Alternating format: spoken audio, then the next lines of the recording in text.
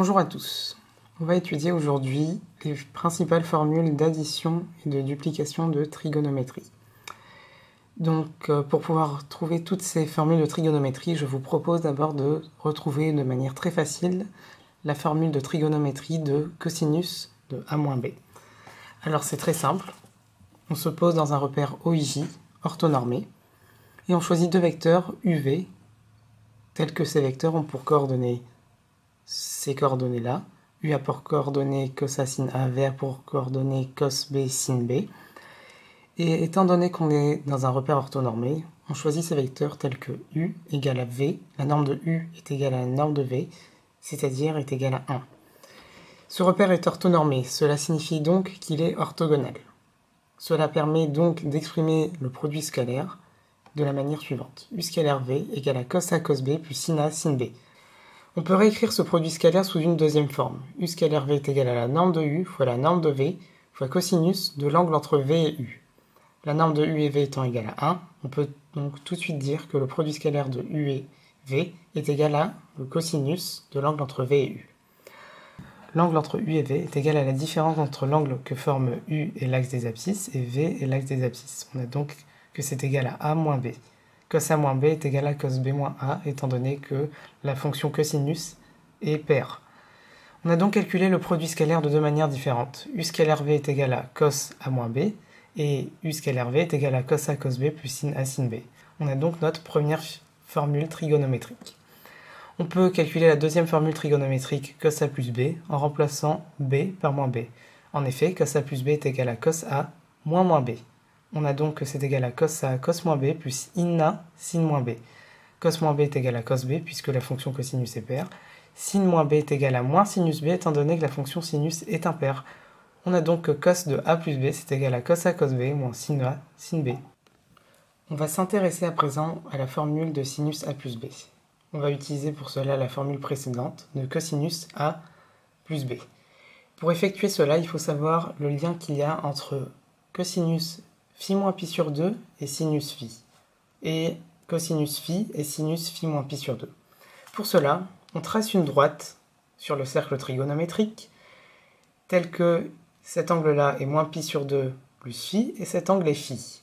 Si l'on projette cette droite sur l'axe des abscisses et l'axe des ordonnées, on peut donner le projeté en fonction des angles phi et moins pi sur 2 plus phi.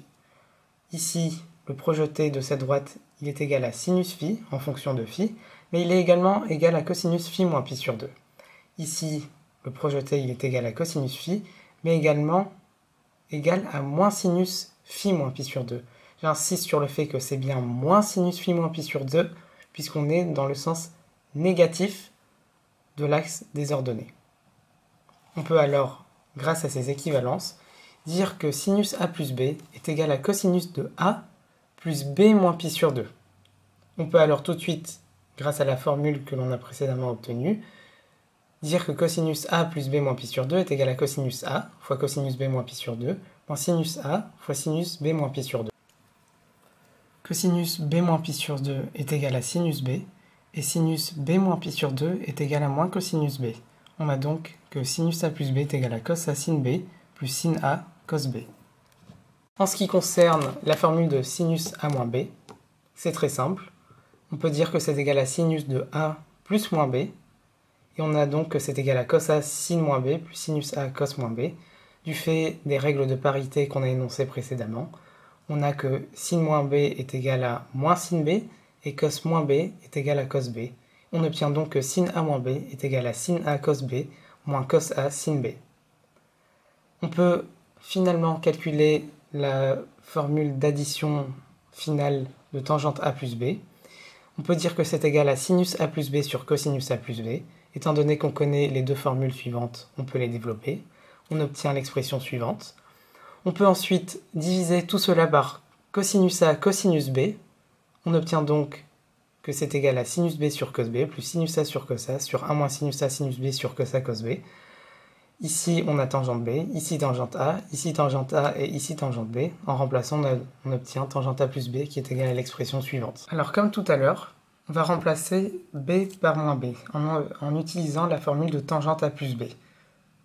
On a donc que tangente a plus moins b est égal à tangente a plus tangente moins b sur 1 moins tangente a fois tangente moins b. Étant donné que la fonction tangente est impaire, on peut tout de suite dire, comme on le voit ici, que c'est égal à tangente a moins tangente b sur 1 plus tangente a tangente b.